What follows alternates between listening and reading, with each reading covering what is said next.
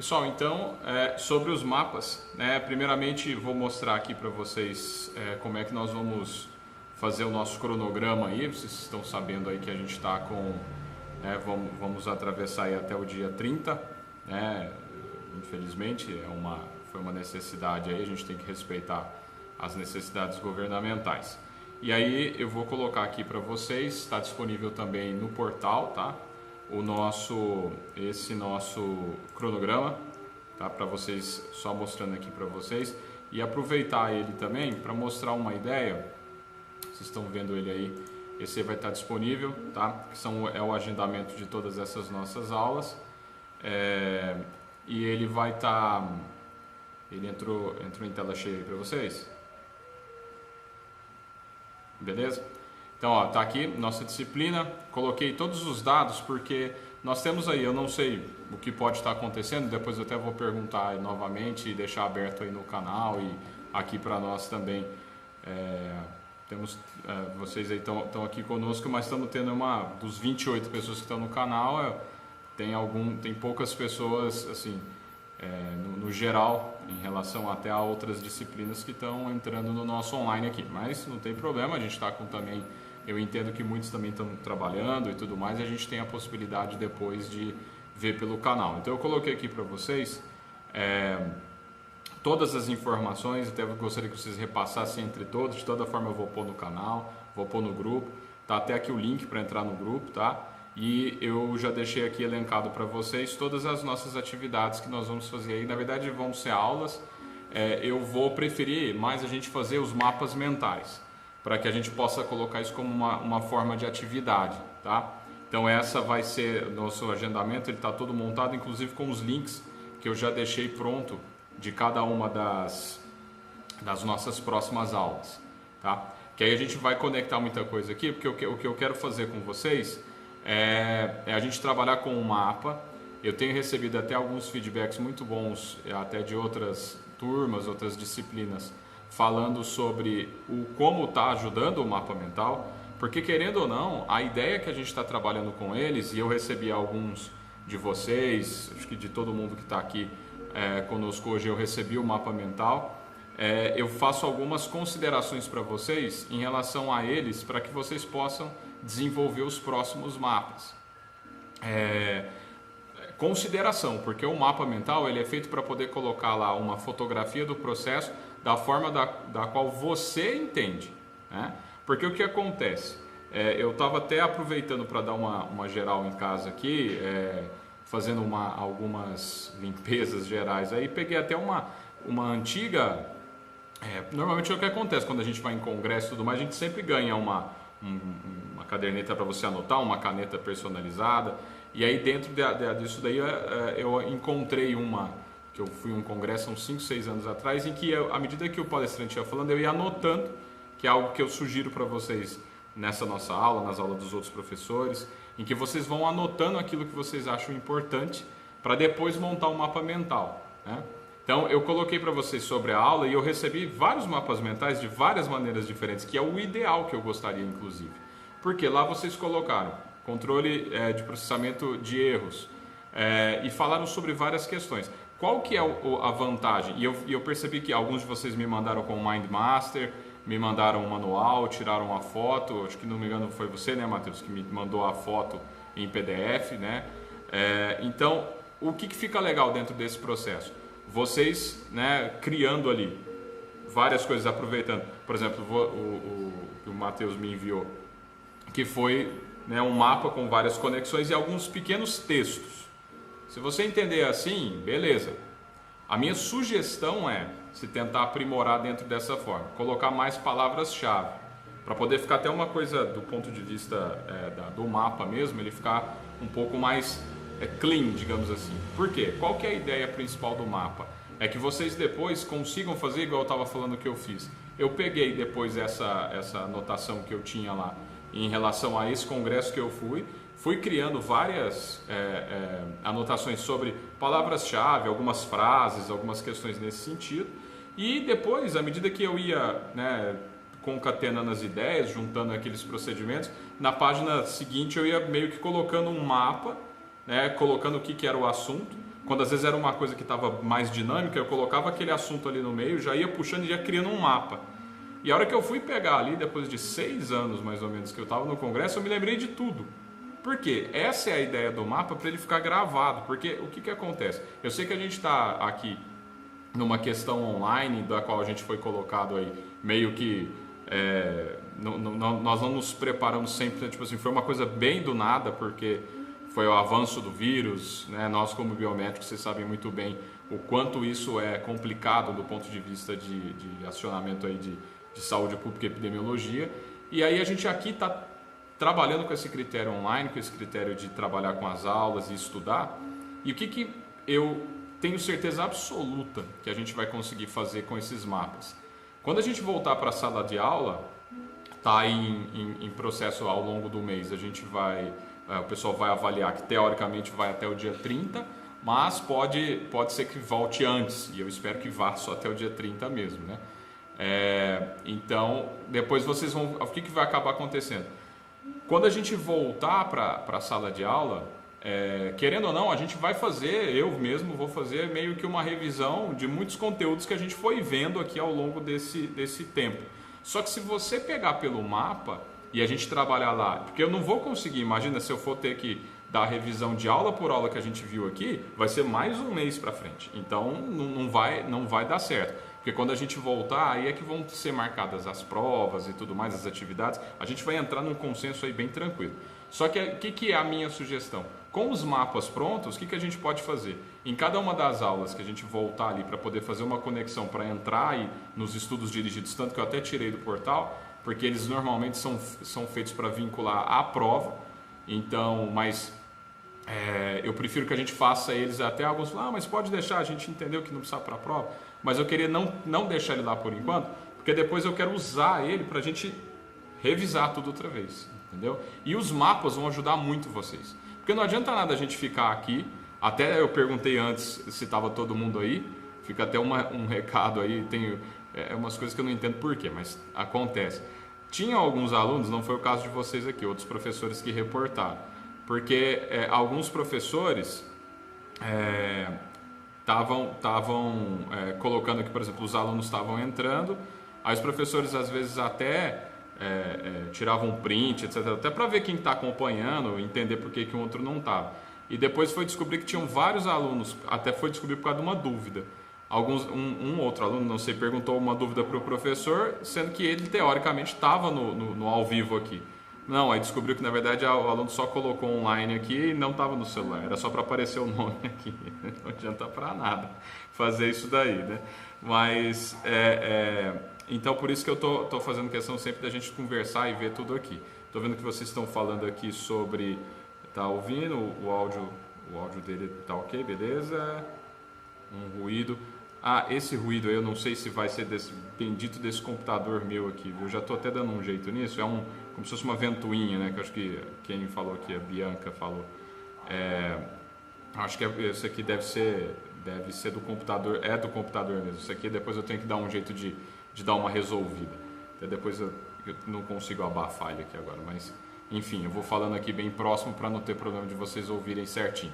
Então, a ideia básica do mapa é que você então tenha essa possibilidade de depois pegar esse próprio, essa fotografia do que você criou em relação àquilo que você entendeu, estudou e etc., porque isso facilita muito depois, porque senão não adianta nada a gente ficar aqui conversando, eu passando algumas ideias para vocês, e depois lá na frente você vai anotar, ou mesmo fazer o que geralmente a gente fazia, eu também me incluo nessa antes de conhecer o método dos mapas. Você vai anotando uma série de coisas, por exemplo, igual eu coloco lá no quadro quando a gente está em sala, eu sempre faço aquela questão dos tópicos, que nada mais é do que um grande mapa mental, só que ele está, de certa maneira, ele está sistematizado ali com tópicos, e a partir dele é que eu vou contando para vocês sobre o assunto. A ideia é que se você coloca ele e faz anotações aleatórias, porque vai falando e tudo mais, mas não sistematiza isso, o que acaba acontecendo? Você esquece ou nem lembra por que você anotou isso.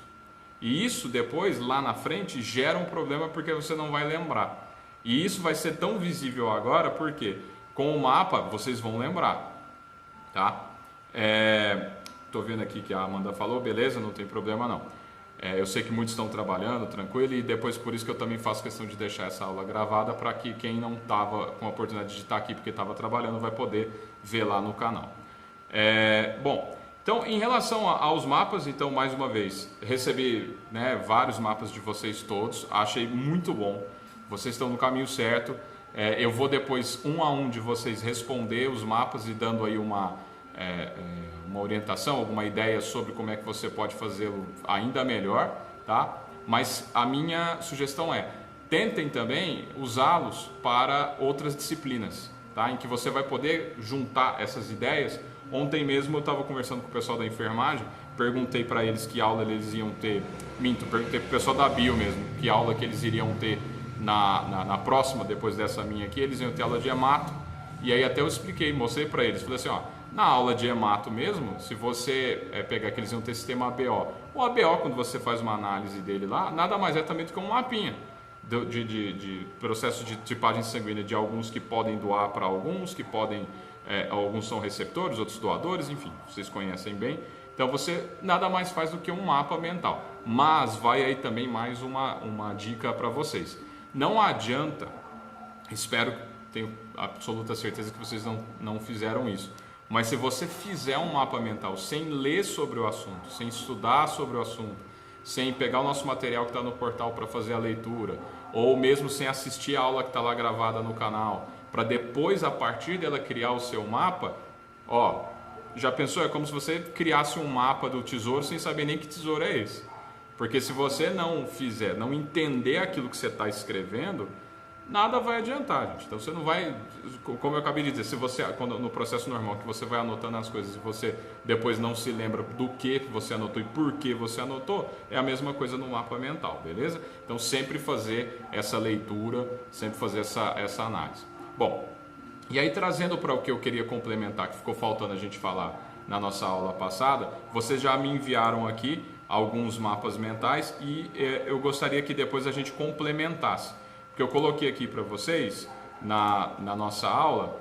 Então a gente parou aqui quando a gente estava começando a falar sobre os processos de controle de qualidade e as partes analíticas do nosso processo como biomédicos, né? Então, dentro desse preceito, desse processo, então vou trazer aqui de volta para vocês, só um minutinho aqui. Então, deixa eu tirar aqui do coisa. A gente parou e começou a comentar um pouco sobre o controle, tá? Então, começamos aí no nosso slide de número 14, a gente parou, vou mostrar aqui para vocês onde a gente tinha parado na aula passada. A gente tinha parado aqui, né? Nós falamos sobre a formação da equipe e tudo mais, aí a gente começaria a falar aqui um pouco sobre essas etapas, né? Etapas de controle, pré-analítica, entre outras, tá? Então, quem estiver acompanhando aí pelo material, nós vamos falar um pouco mais até para o próximo mapa mental que vocês vão me enviar até a semana que vem. Eu gostaria que a gente partisse daqui em diante. E o que seria esse processo daqui em diante? É a gente fazer uma análise, aqui está falando bem mais assim, um pouco mais focado na questão da parte de patologia clínica, de laboratórios clínicos, etc. Porém, ele se aplica a qualquer tipo de área de atuação nossa como biomédico, tá? Nós vamos passar sempre por 3 fases em toda a nossa prestação de serviço, em controle, criar o controle de qualidade, em todas as vezes que nós tivermos várias etapas do nosso serviço que basicamente se dividirão em 3. Quem são elas? Antes da análise, tá? Ou antes do procedimento, leia-se aí, antes de você fazer uma análise laboratorial, ou antes de você fazer um serviço ou um protocolo estético, enfim, sempre você vai ter um antes do procedimento, durante o procedimento e depois do procedimento. E existem várias ferramentas de controle que são para cada um dessas etapas, em que a gente tem que ter um cuidado muito grande. Por quê? Depois, quando eu for falar para vocês mais à frente sobre os mapas de Levey-Jennings e sobre as regras de Westcard, eu vou mostrar para vocês que graficamente dá para a gente entender onde estava o problema. Se foi uma falta de preparo antes do procedimento, durante ele ou depois. É claro que alguns deles, quando acontece, você vê que deu algum problema no procedimento, beleza, tá feito. mas às vezes você não encontra onde ele estava, né? Se foi o preparo do paciente que foi de forma inadequada, se foi o teste em si, faltou calibração, faltou algum kit que estava com algum problema, ou foi depois na hora da análise do teu resultado. A gente tem visto aí, por exemplo, que está crescendo bastante os estudos e os intuitos aí dos testes rápidos. Agora para o coronavírus, então nem se fala, né? Eles estão mostrando aí vários e vários testes, só que vocês não sei se viram em alguma disciplina, senão depois eu até posso falar um pouco mais para vocês. Existe uma grande diferença entre sensibilidade de um teste e especificidade de um teste. Vocês já chegaram a ver alguma coisa nesse sentido, sim ou não? Apontem aqui para mim, quem está com o vídeo ligado aí. Já viram a diferença, né? Sensibilidade e especificidade. Eu, particularmente, costumo comentar, costumo mostrar como funciona isso da seguinte maneira: é como se você tivesse igual aqueles brinquedinhos de criança, em que você tem lá um baldezinho, um negocinho, que tem um buraquinho assim que você coloca determinada peça dentro dele. Por exemplo, tem lá uma pecinha que é uma bolinha. Aí o que vai caber ali dentro? Só aquela pecinha que a criança tem lá do brinquedinho, que é uma bolinha que cabe lá dentro. Então, quando você tem aquele espaçozinho, é uma bolinha, a única coisa que vai entrar ali é algum objeto que tenha esse formato dessa bolinha que encaixa lá. Ou seja, isso é específico, tá? Então ele tem essa especificidade para entrar ali. Agora, você pode ter um determinado buraquinho nesse mesmo brinquedinho que é um losango. Se é um losango, concordam que quem entra lá, o losango entra, mas concorda que o triângulo também dá? Por quê? O losango nada mais é do que um triângulo, né, em cima do outro, vamos assim dizer. E quando coloca lá, o triângulo entra também. Então isso é porque aquela entrada ela é sensível, então ela tem uma sensibilidade maior. Então no caso dos testes a gente tem sempre muito isso. Os testes sensíveis são muito capazes em positivar alguma coisa. Os específicos eles são para negativar. Então tem que ter de fato o antígeno ou anticorpo para negativar aquele teste. Ou no caso da sensibilidade, tem que existir, pode existir uma mínima possibilidade da presença de um antígeno ou de um anticorpo que ele positiva. Tá aí o problema em relação aos testes rápidos, que a galera tá ficando maluca aí. Teve teste que chegou já no Brasil chinês que estava com uma sensibilidade aí de 30%, então, ou seja, tava positivando um monte de coisa. Eles até brincaram que alguns testes foram para a Inglaterra, o teste de coronavírus foi para a Inglaterra, a rainha da Inglaterra testou e deu que ela estava grávida. Entenderam? Ou seja, o teste não tinha nenhum tipo de especificidade necessária.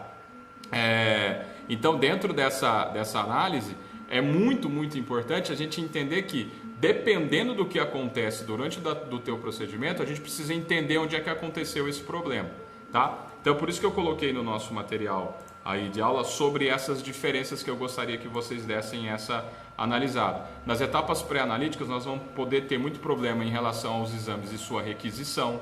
Nós podemos ter problema na hora de cadastrar o paciente, na abordagem no atendimento, tá? Do preparo aí do paciente no sentido de jejum, por exemplo, ou algum tipo de... Na estética, isso também é muito importante. A gente sabe que, por exemplo, procedimento estético que o biomédico é autorizado a fazer. E em muitos casos, você vai injetar alguma coisa no paciente. E você verificou se esse paciente era alérgico ou não, por exemplo, né? Então, nós temos ainda muito problema que pode ser na parte pré-analítica. Quando é um exame, você ainda consegue resolver. Agora, imagina quando for um procedimento que você faz no paciente. Isso daí é grave. Então, a gente tem um sistema de controle de qualidade para processos pré-analíticos, tá? Então eu coloquei para vocês, por exemplo, por isso que a gente vê muito, vocês veem muito aí na parte de coleta, por exemplo, de usar o anticoagulante correto, as coletas de urina serem feitas de forma adequada, ter o armazenamento dessa amostra. A gente sabe muito bem que a gente tem muito problema que se gera nesse sentido. Tinha antigamente, até coloquei para vocês no material, a gente tinha o problema do médico, que antes lembra que levava para o laboratório aquela guia, o médico que escrevia, você não entendia nada que ele escreveu. Então, às vezes, na hora de prescrever ou pedir um exame, você não entendia nada que é aquele exame que o médico estava pedindo. Então, agora, pelo menos com o sistema online, isso melhorou muito. Temos também as questões lá, como eu disse, do jejum e preparo de paciente. Melhorou muito, mas eu me lembro muito bem nas épocas minhas de laboratório, alguns anos atrás, quantas vezes, às vezes alguns de vocês que trabalham, já trabalharam também em laboratório, ou se não viram ainda vão ver, chegar para você teste de urina dentro de pote de maionese, chegar dentro de tudo quanto é tipo de recipiente que vocês imaginaram. Já chegou de todo tipo para mim. Já chegou até uma vez que não tinha outro lugar, o cara chegou com um teste de urina, que se você não fala nada, estava em cima da bancada, o companheiro me coloca, e olha só, hein, porque era para fazer vários testes, entre eles alguns que tinham a ver com o pH. O companheiro me colocou o teste de urina dentro de um frasco de vinagre. Você imagina só, dentro de um saco de vinagre. Além de ter lá a coloração da urina amarela, né, e tal, que está dentro de um recipiente de vinagre, que parece de fato um vinagre, imagina o pH dessa amostra que vai estar praticamente lá zero por causa do ácido acético, né? Então, algumas questões que podem acontecer. E se você não der uma olhada nessa etapa e não vê que pode ter um erro aí, a hora de você realizar o exame, como é que você vai saber? Então, tem um sistema de controle de qualidade que a gente tem que dar muita importância em relação ao preparo e os processos pré-analíticos. Já nos analíticos, esse daí não pode ter erro. Esse daí depende muito mais da gente. Como que a gente desenvolve esses procedimentos em relação à etapa analítica? Com treinamento, com conhecimento, né, e com manutenções preventivas nos aparelhos. Tem, depois em uma das aulas mais à frente, eu vou comentar com vocês os sistemas de qualidade que usa os processos da ISO, como a ISO 9000. Eu vou mostrar que se você não regulamentar e não criar os procedimentos operacionais padrões que você tem que seguir rigorosamente, não, eu fiz ontem. Não interessa o que você fez ontem. Você tem que calibrar outra vez, você tem que aferir outra vez, tem que verificar se está dentro do padrão do processo de análise. Então você não pode jamais achar que você já fez isso daí. Não, você tem que fazer e seguir rigorosamente os procedimentos operacionais padrão. Utilizar sempre os reagentes específicos com o tipo de reação específica para aquilo que você está analisando na tua amostra.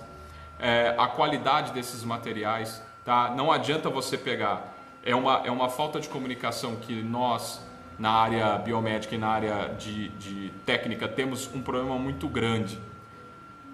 Uma falta às vezes de comunicação com o nosso sistema de compras da empresa. Eu mesmo também já tive muito essa dificuldade. O que acontecia? O pessoal do almoxarifado, do setor de compras, era abordado por alguma empresa que chegava lá e dizia a ele: eu estou te vendendo aqui, sei lá, esse kit ou essa caixa de luva. Aí, o que o cara do compras olhava? Não, o preço tá bom. Beleza, o preço tá bom. Ou às vezes, assim, no Brasil não, né? No Brasil a galera não ganha um agradinho, não. Que às vezes, assim, para comprar de determinada marca, isso não existe no Brasil, não, tá? Mas aí você vai ter lá o quê? A compra de uma luva. Por exemplo, isso já aconteceu, inclusive. Para você pôr um par de luvas, você gastava 3, porque a hora que as duas primeiras rasgava, só na hora de você colocar. Porque era de péssima qualidade. É o barato que sai caro. Então você precisa fazer uma análise, principalmente na parte sua de kit, de teste, porque esse kit é mais barato. Se bem que hoje no mercado, para quem está ainda no mercado, tem que ter se aperfeiçoado, tem que estar muito melhor em relação a isso, tá? Respondendo uma perguntinha aqui que o pessoal está me perguntando aqui no chat. Eu estou gravando para o YouTube, então assim, você às vezes está me vendo aqui, tanto que assim, a câmera que você me vê aqui do computador de qualidade às vezes até até inferior, por isso que eu estou gravando, está aqui na minha frente, estou me sentindo um youtuber aqui agora. Estou com uma câmera, estou com o meu celular aqui na frente, tá? Então sempre no final da aula eu pego esse nosso material aqui e ponho lá no vídeo, tá? Lá no nosso canal do YouTube, que está lá o link no canal, beleza? Então, e aqui já está até me avisando, porque o Zoom ele vai de 40 em 40 minutos, né? Então está até me avisando que nós temos aí mais 9 minutinhos, mas de qualquer forma, se acabar aqui o nosso tempo, eu crio outra reunião e mando lá no grupo de novo o link, beleza? Então, continuando, nós temos aí muitos problemas em relação a conhecimento. Uma coisa que está assim, pegando pra caramba, eu tenho alguns amigos que trabalham como assessores científicos da Roche, da BioClean, de vários outros produtos. Está tendo um problema aí que algo que a gente precisa entender, e como biomédicos nós podemos também entrar em ação, que é o controle de qualidade da água, que eu até comentei com vocês em uma das aulas lá presenciais, controle de água reagente. Tem muito aparelho, porque hoje em dia, biomedicamente falando, praticamente todos os laboratórios estão funcionando já nos critérios com aparelhagem, tudo tem aparelho. Raríssimos são as vezes em que você vai ter um aparelho laboratorial de patologia clínica que você vai fazer lá na mão, reação de Benedict para achar proteína. Isso aí foi a época. Hoje em dia você tem processo de comodato, tem várias coisas que você pode fazer em que a aparelhagem, a tecnologia chegou. Só que essa tecnologia para funcionar, o que ela vai ter que ter? Ela tem que ter água reagente de qualidade. Então tem muitos lugares, no Nordeste então nem se fala, porque você tem algumas águas com excesso de carbonato de cálcio, que é, por exemplo, que dá dureza de águas, que acaba travando os aparelhos ou até dando dificuldades na hora de poder monitorar esses testes. Então é outro problema que você tem que monitorar, o índice de qualidade da água que você está usando para os seus aparelhos. Temos ainda a calibração, como eu falei para vocês, né, as análises de tipo de vidraria que você usa, fazer as análises de forma correta, ver se a pipeta está calibrada, né, se o aparelho está com a manutenção em dia, enfim, vários processos aí em controle de qualidade. E coloquei aqui para vocês alguns erros potenciais, né? Como eu acabei de dizer, de erro de pipetagem, vidraria, preparo de reagente. Algumas vezes, quando você tem aparelhagem, às vezes o reagente já está pronto, mas tem alguns tipos de exames ainda que você prepara o reagente, comprimento de onda, fazer leitura de espectrofotômetro, volume de leitura, tempo de reação, tá? Então, e vários outros processos que vocês já devem ter visto também aí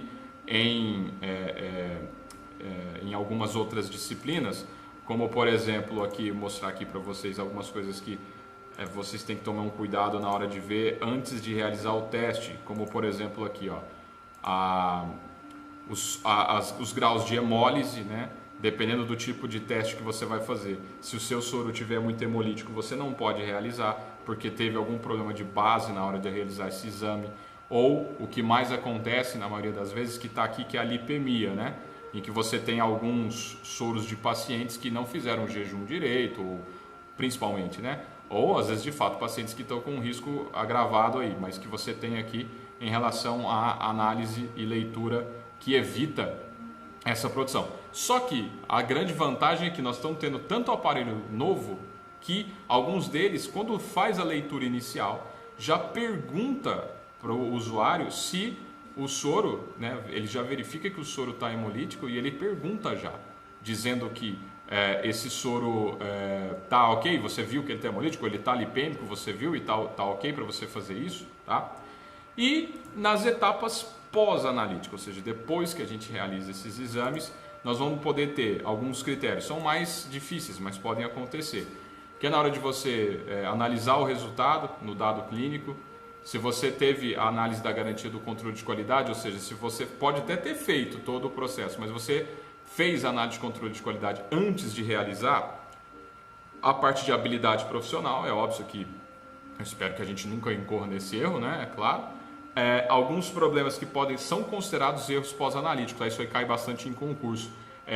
Você não ter, dependendo do tipo de exame que você fez no paciente, você não fez ele assinar um termo de consentimento, por exemplo. Já tem problemas que às vezes o paciente, mas é porque não fui informado, ou aconteceu isso e aconteceu aquilo, às vezes por exemplo, em raspados. Não sei se vocês já viram isso lá na microbiologia. Tem alguns raspados, por exemplo, para doenças de pele, para fungos, micoses, etc. e tal, que você tem que pegar um bisturi e tem que raspar a pele do paciente, né, para poder tirar aqueles pedacinhos de pele que vão caindo dentro de uma placa de Petri, que depois você vai fazer uma análise microbiológica. É óbvio que às vezes na hora de você raspar aquele local, pode ferir. Pode acontecer alguma ferida, pode acontecer alguma coisa. E o paciente vai ficar maluco, porque hoje em dia tudo é assim, eu vou te processar, né? Vou buscar os meus direitos. E nós aqui na biomedicina precisamos sempre estar bem amparados do ponto de vista documental para evitar um problema futuro. E confidencialidade também. É óbvio que a gente trabalha com exames, né, na parte de patologia clínica, trabalhar com exames, trabalhar com informações de resultados de paciente não é assunto de rodinha. Tá? Você tem que manter, obviamente, a confidencialidade dos exames que você, inclusive como biomédico, jurou como profissional a ter isso daí. Identificação errada de paciente, transcrição de dados, isso aqui tem, a pós-analítica, por causa da aparelhagem mais moderna, diminuiu bastante. Mas nós temos aquele problema que eu acabei de falar ali, de especificidade, sensibilidade. Depois até vou colocar um material complementar para vocês que fala sobre isso, tá? E os principais erros de interpretação de resultados, né? Só que como é que você evita tudo isso daí? Com controle de qualidade. É só com o controle de qualidade que você vai conseguir ter os seus pacientes satisfeitos, a equipe motivada, porque está tudo certo e está tudo controlado. Você consegue ter muito mais lucro, competitividade, porque é óbvio que não adianta nada, a gente querer só trabalhar com preço sem qualidade. Não dá para andar, são duas coisas que não andam juntas, tá? Que é qualidade, muita qualidade e baixo preço, tá? E preços altíssimos com baixa qualidade. Não, é sempre um equilíbrio que a gente busca para o nosso processo, para evitar que tenha erro, para evitar que nós temos dificuldade. Como que isso é evitado? Só com controle de qualidade.